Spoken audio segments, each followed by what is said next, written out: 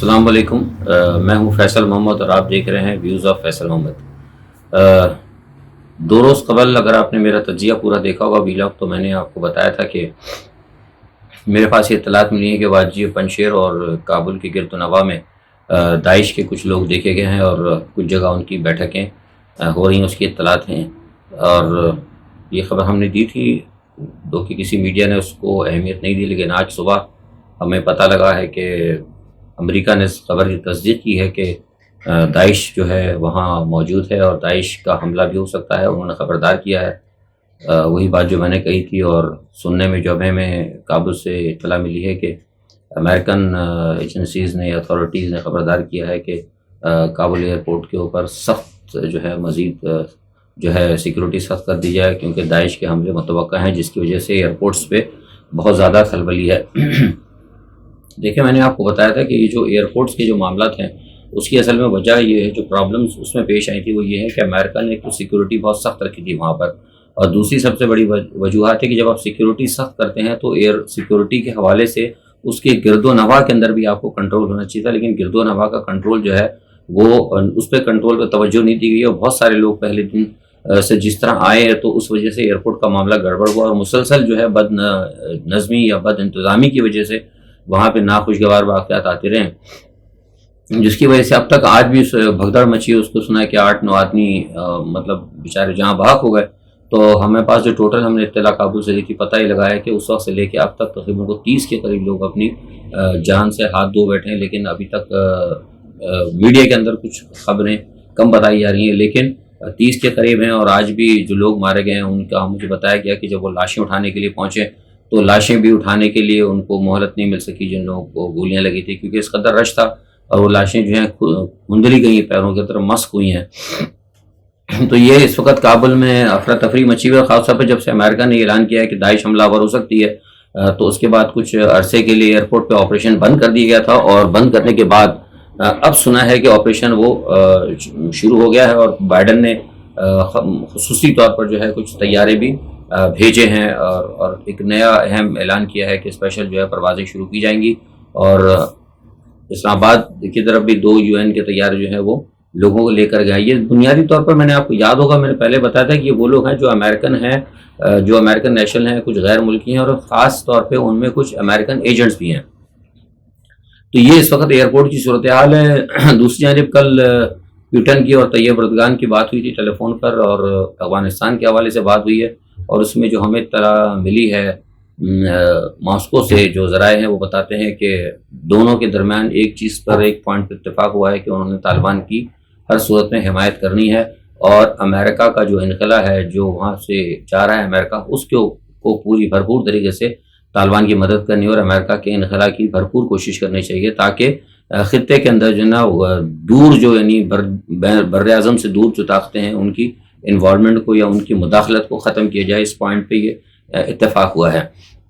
میں سمجھتا ہوں اچھی چیز ہے۔ دوسرا، آج افغانستان کے حوالے سے آپ کو پتہ لگا کہ OIC کا اجلاس طلب کیا جا رہا ہے۔ ٹھیک ہے، بلا رہے ہیں، لیکن میں ایک اپنے طور پر، ایک تجزیہ نگار کے طور پر میں یہ سمجھتا ہوں کہ OIC کا اجلاس جو ہے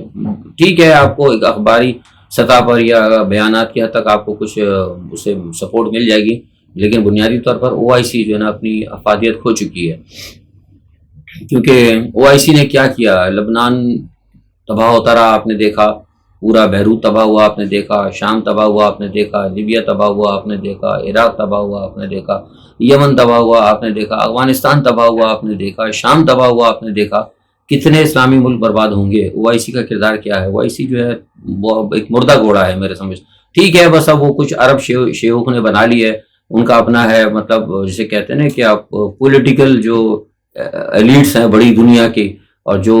ہیں مطلب سربراہان مملکت، ان کی بس ایک سیاسی جسے کہتے ہیں نا کہ اکٹھ کا ایک پلیٹ فارم ہے، اور جس میں ان کی اپنی بین الاقوامی شہرت یا بین الاقوامی معاملات کے اندر ان کی کہیں موجودگی یا ان کی پریزنس کو شو کیا جا سکے، اس کے علاوہ نتھنگ ایلس۔ اچھا، دوسرا طالبان کے حوالے سے افغانستان میں بتا دوں آپ کہ طالبان اس وقت 2 محاذوں پہ کام کر رہے ہیں۔ ایک تو ان کی فوری طور پر کوشش ہے کہ حکومت جو ہے بنائی جائے، وسیع البنیاد حکومت بنا رہے ہیں، وہ کوشش کر رہے ہیں کہ تمام دھڑوں کو ساتھ لیا جائے۔ دوسری جانب جو ہے وہ شمالی اتحاد جو ہے جو آپ کو پتا ہے، میں نے کل ہی بتا دیا کہ شمالی اتحاد کے جو تھے رہنما اصل میں احمد مسعود کے بیٹے جو ہیں،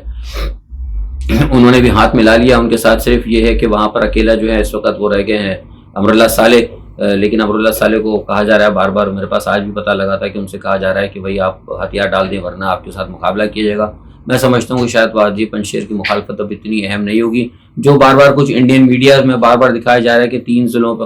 قبضہ کر لیا ہے پنجشیر گروپ نے۔ ایسی کوئی بات نہیں ہے، ہم نے معلومات کیا جن اضلاع کے بارے میں ہندوستان نے یہ خبریں دی تھیں، ان اضلاع کے حوالے سے بھی ہم نے جب پوچھا تو پتہ لگا کہ وہاں پہ ایسی کوئی نہیں ہے۔ وہاں پہ طالبان ہے موجود، لیکن وہاں بھی طالبان نے کوئی قبضہ بھی نہیں کیا، لیکن لوگ یہ اس بات کی تصدیق نہیں کر رہے کہ یہاں پر مطلب جو شمالی اتحاد گروپ کا قبضہ ایسی کوئی چیز نہیں ہے۔ اچھا، دوسری ایک بات یہ ہے کہ امریکہ نے، میں آپ کو بتایا کہ امریکہ بڑی تیزی سے اس میں کوشش کر رہا ہے انخلا کی، ان کی بڑی کوشش ہے کہ جلد سے جلد نکال دیا جائے، کیونکہ امریکہ نے سیکورٹی ڈالی تھی، اس کی وجہ سے پرابلمز آ رہی ہیں۔ یورپین یونین نے بھی کل امریکہ سے شکایت کی ہے کہ آپ کی جو سیکورٹی آپ نے کابل ایئرپورٹ پہ کی اور جو انخلا کا طریقہ کار نکالا ہے اس سے ہم لوگوں کو، یعنی یورپین یونین کے لوگوں کو بڑی پرابلمز آ رہی ہیں، تو اس وجہ سے بھی مسئلہ ہے۔ آج میں نے بھی جیسے بتایا کہ بائیڈن نے فوری طور پر کہا ہے کہ نکالا جائے گا، اسپیشل پلین بھی بھیج رہے ہیں، تو وہ ساری صورتحال جو ہے چل رہی ہے اس کے ساتھ ساتھ۔ لیکن جو ایک اہم چیز یہ ہے کہ جو لوگ نکالے جا رہے ہیں امریکہ سے، بہت سے لوگ نے پوچھا تھا کہ شاید ان کو امریکہ نہیں لے کے جا رہے، ابھی ان کو مختلف فوجی اڈوں پہ رکھا جا رہا ہے، جتنے بھی لوگ وہاں سے امریکن نیشنل جا رہے ہیں۔ کچھ کوئی یہ میری اطلاعات کے مطابق ان کو قطر میں لے کر گئے ہیں، کچھ کوئی یہ جرمنی کا جو ایئر بیس ہے وہاں پہ امریکہ کا وہاں لے کے جا رہے ہیں، لیکن سر دست فوری طور پر ابھی امریکہ کسی کو نہیں لے جایا جا رہا۔ کچھ خبریں بھی آئی تھیں، کچھ لوگوں نے مجھ سے پوچھا تھا کہ یہ لوگ جو جا رہے ہیں کیا ان کو ڈائریکٹ امریکہ لے جا رہے ہیں؟ ایسا نہیں ہے، وہ کہ اس میں امریکن نیشنل بھی ہیں، لیکن ابھی تک ان کو امریکہ لے جانے کی میرے پاس کم از کم کوئی اطلاعات نہیں ہے۔ اچھا، اسی طرح جو میں نے بھی آپ کو بتایا تھا کہ طالبان کے حوالے سے، طالبان کی جو ہے فتویات چل رہی ہیں بالکل، اور ہندوستان کا جو پروپیگنڈا بالکل غلط ہے۔ 140 یا 45 لوگوں کو گرفتار کیا تھا ہندوستانی، مجھے پتہ لگا تھا، میں نے معلومات کی تو ان کو صرف پوچھ گچھ کر کے ان کو چھوڑ دیا ہے،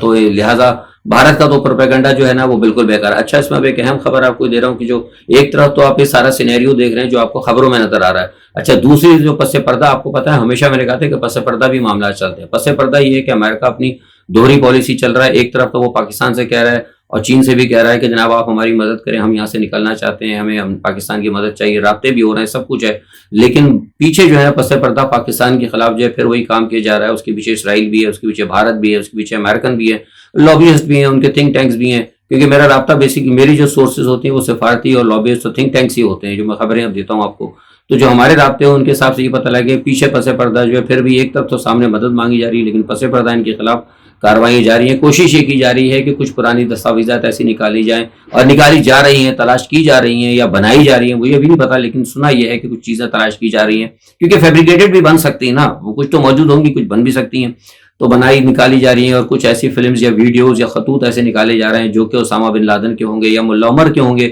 جس کے حوالے سے کہا جائے گا، جس میں کہا جا رہا ہے کہ بھائی یہ ساری کی ساری جو ہے نا ہم امریکہ کو ڈسٹروائے کرنا چاہتے تھے یا ویسٹ کو ہم ڈسٹروائے کرنا چاہتے تھے، ہمارا جو ہے مسئلہ چلتا رہے گا، اور اس کے لیے جو ہمارا جو بیسکلی گڑھ ہے وہ پاکستان ہے اور افغانستان ہے، یعنی بنیادی طور پر وہ دنیا کو یہ باور کرانا چاہتے ہیں کہ جو اصل میں دنیا اس خطے کے اندر جو بھی دہشت گردی ہوئی ہے، جہاں بھی دہشت گردی پھیلی ہے، اس کا جو گڑھ ہے نا، منبع جو ہے وہ افغانستان اور پاکستان ہے، یعنی دونوں کے گرد گھیرا تنگ کرنا چاہیے۔ اور ہم نے افغانستان کے اندر جو ہمیں ناکامی ہوئی ہے اس کی وجہ یہ تھی کہ ہم نے پاکستان کو چھوڑ دیا اور ہم نے افغانستان پر اٹیک کیا، یعنی ہم اگر دونوں پر اٹیک کرتے، دونوں کے گرد گھیرا تنگ کرتے تو دنیا کو کامیابی ہوتی، دنیا آج یہ صورتحال نہ دیکھتی۔ اس حوالے سے کچھ یہ چیزیں ہو رہی ہیں، یہ بتا رہا ہوں آپ کو، پس پردہ ہے۔ اب یہ خط نکالتے ہیں اسامہ بن لادن کا، کوئی نکالیں، کوئی ملا عمر کا نکالیں، آئی ڈونٹ نو، لیکن اس پہ کچھ کام کر رہے ہیں جہاں تک مجھے پتہ لگا ہے۔ اچھا، اس حوالے سے میں سمجھتا ہوں کہ پاکستان کو بہرحال بالکل جارحانہ پالیسی اختیار کرنی چاہیے اور تیزی سے اپنے معاملات کو چین اور روس، لیکن میں سمجھتا ہوں ٹھیک ہے جو کچھ امریکہ کر رہا ہے اس میں شاید ان کو اتنی بڑی کامیابی نہ ہو، کیونکہ الحمدللہ اس وقت اللہ تعالیٰ کی مدد پاکستان کے ساتھ ہے، دو بڑی طاقتیں جو ہیں چین اور روس آپ کے ساتھ ہیں،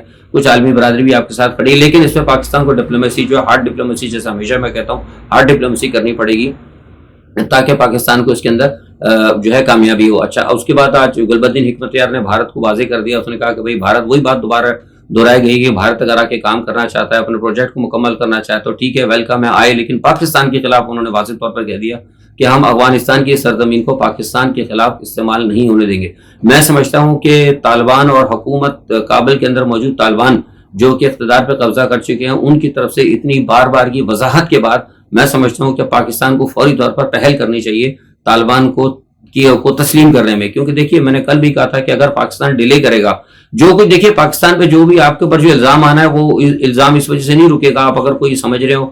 میں نے آپ سے پہلے بھی کہا تھا کہ میں نے حکومت پاکستان سے اپنے طور پہ بھی کہا ہے, اور ویسے بھی کچھ لوگوں سے رابطے میں ریٹرن بھی کیا, آفیشلی بھی ان کو لیٹر بھیجیں. اگر آپ یہ سمجھتے ہو کہ بھئی آپ دیر کر دیں گے یا کسی کے بات آپ کریں گے, کسی کی تقلید کریں گے, تو آپ سمجھیں گے شاید عالمی برادری, جس کو آپ عالمی برادری سو کالڈ کہتے ہیں, وہ کہے گی کہ نہیں جی پاکستان چاہے دیر سے کرے چاہے سویر سے کرے, جو پاکستان کے حوالے سے ان کی سوچ ہے, مغرب کی, امریکہ کی, اسرائیل کی, بھارت کی, وہ سوچ آپ کے پہلے تسلیم کرنے سے یا آپ کے بعد میں تسلیم کرنے سے کوئی اس میں تبدیلی نہیں آئے گی. تو لہٰذا یہ حکومت پاکستان کو سوچنا چاہیے گا. پاکستان کے حوالے سے میں ایک بات اور بتا دوں کہ ٹونی بلیئر نے بھی یہ بات کہی جو میں بھی آپ سے کہہ رہا تھا کہ افغانستان اور پاکستان کے حوالے سے ٹونی بلیئر نے بڑے دن بعد اپنا منہ کھولا. انہوں نے بھی یہ کہا امریکہ سے, اور جنہوں نے اپنے طور پر رابطے کیے ہیں, ظاہر ہے سابقہ وزیر اعظم تو ہے کہ اس نے کہا کہ بھائی یہ جس طریقے سے امریکہ جا رہا ہے یہ تو بڑا کام خراب ہو جائے گا. افغانستان کے اندر جو ہے نا پورا قبضہ, جو ہمارا جو بھی ہم نے بنایا تھا پلان, جس کے تحت ہم نے عراق کو, شام کو, لیبیا کو اور ان ملکوں کو تباہ کیا تھا بین الاقوامی طور پر, دوسرے الفاظ میں کھل کر کہتا ہوں مسلمانوں کی جو ہم نے تباہی کی تھی, اس تباہی کو دوبارہ جو ہے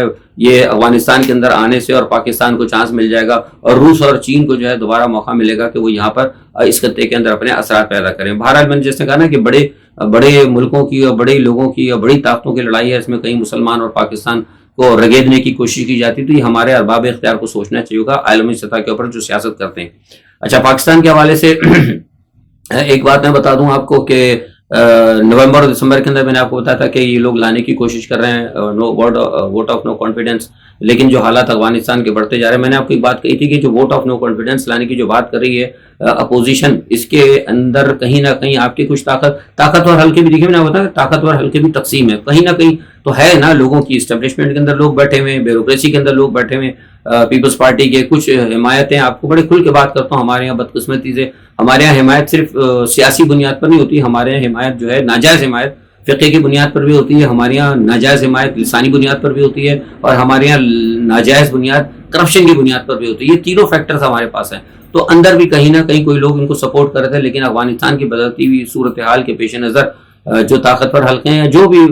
پاکستان میں کردار ادا کرنے والے حلقے ہیں, انہوں نے ان کی طرف سے اپوزیشن کو دوبارہ پیغام دیا ہے کہ ٹھیک ہے وہ اپنی جدوجہد کریں, لیکن ہلکا ہاتھ رکھیں, فوری طور پر ان 4-5 مہینوں کے اندر حکومت کو ڈی اسٹیبلائز کرنے کی کوشش نہ کی جائے. دوبارہ یہ پیغام جب ملا ہے ان کو, تو اس کی وجہ سے اپوزیشن بھی بڑی سخت پریشان ہے کہ ایک وقت ان کو کہیں سے گرین سگنل ملتا ہے طاقتور حلقوں کی طرف سے, اور کہیں ایک دم ان کو ریڈ سگنل مل جاتا ہے. تو کچھ لوگ یہ سوچنے پر مجبور ہے کہ کہیں ایسا تو نہیں اپوزیشن طاقتور حلقے بھی ہمارے ساتھ کھیل رہے ہوں. یہ بھی ایک تست ہے, یہ مجھے آپ کو باتیں بتا رہا ہوں, یہ آپ کو کہیں سے نہیں پتہ لگے گی, یہ ایک تست ہے. مطلب پی ڈی ایم کی جو اندرونی حلقے ہیں, بڑی ٹاپ موسٹ جو پی ڈی ایم کے حلقے ہیں, جن کے رابطے رہتے ہیں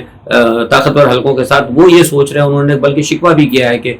کچھ دنوں تک پہلے ہماری یہ بات ہونے لگتی ہے, پھر ہمیں کہا جاتا ہے کہ اچھا جی آپ آئیں, ہم نے پی ڈی ایم کا اجلاس بلا لیا, ہم نے کراچی میں اجلاس بلا لیا, اس کے بعد پھر اب کل یہ دوبارہ آپ کی طرف سے یہ پیغامات لوگوں کی طرف سے مل رہے ہیں کہ نہیں جی ہلکا ہاتھ رکھیں. تو یہ کیا ہے, مطلب اس سے ہماری امیج جو ہے برباد ہو رہی تھی. یہ بڑی اہم خبر ہے جو میں نے آپ کو بتائی. تو یہ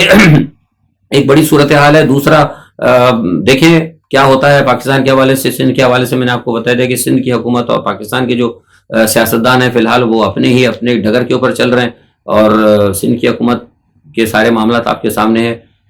مجھے نہیں پتا کہ سندھ کی حکومت کیا فیصلہ کرتی ہے, کیونکہ وفاق کے ساتھ جو سندھ کی حکومت کا جو رویہ ہے وہ ابھی بھی بدستور اسی طرح ہی ہے. تو پاکستان کے حوالے سے جو بھی ہوتا ہے, پاکستان کی ابھی سیاست آپ کو پتا ہے کہ ہم اس پہ زیادہ بات نہیں کر رہے, کیونکہ پاکستان کی سیاست بالکل اس وقت رکی ہوئی ہے, اور وہی سارے معاملات ہیں. جہانگیر ترین کے ساتھ بھی جو معاملات تھے وہ آپ کو میں نے بتایا تھا کہ جوڑ توڑ کر رہے تھے, لیکن اب جہانگیر ترین کا معاملہ بھی کسی حد تک خاموش ہو گیا ہے, اور جہانگیر ترین کو بھی کچھ لوگوں نے کہہ دیا ہے کہ وہ تھوڑا سا معاملے کو جو ہے مطلب حکومت کے خلاف یا عمران خان کے خلاف جانے کے لیے کوئی اہم کردار ادا نہ کرے. تو یہ صورتحال ہے جو بار بار میں ہمیشہ آپ سے کہتا ہوں کہ جو کچھ بھی ہوگا خطے کے اندر, یہ بات میں ہمیشہ سے کہتا رہا ہوں کہ خطے میں جو کچھ بھی ہوگا وہ اسی کے اثرات پاکستان کے اوپر ہوں گے, کیونکہ پاکستان کے اندر سارے کے سارے معاملات ہمیں دو وجوہات ہیں, ایک تو ہماری اسٹریٹجیکل پوزیشن اور دوسرے ہماری سیاستدانوں کی غیر ملکی ایفیلیشن. یہ دو وجوہات ہیں. اسٹریٹجیکل پوزیشن سے ہم فائدہ اٹھا سکتے ہیں, لیکن اس فائدے میں رکاوٹ ہمارے سیاستدانوں کی غیر ملکی ایفیلیشن, اور ان وہاں سے جو لیتے ہیں یہ لوگ ڈائریکشن, وہ ہمیں کہیں نہ کہیں نقصان پہنچاتی ہے. آج کی اہم خبروں پر یہی تجزیہ ہے. انشاءاللہ کل پھر کوئی نئی ڈیولپمنٹ ہوتی ہے تو آپ سے دوبارہ پھر مخاطب ہوں گے, اپنا تجزیہ دیں گے. تب تک کے لیے آپ سب سے اجازت ہے، اپنا بہت خیال رکھیے گا، اللہ حافظ۔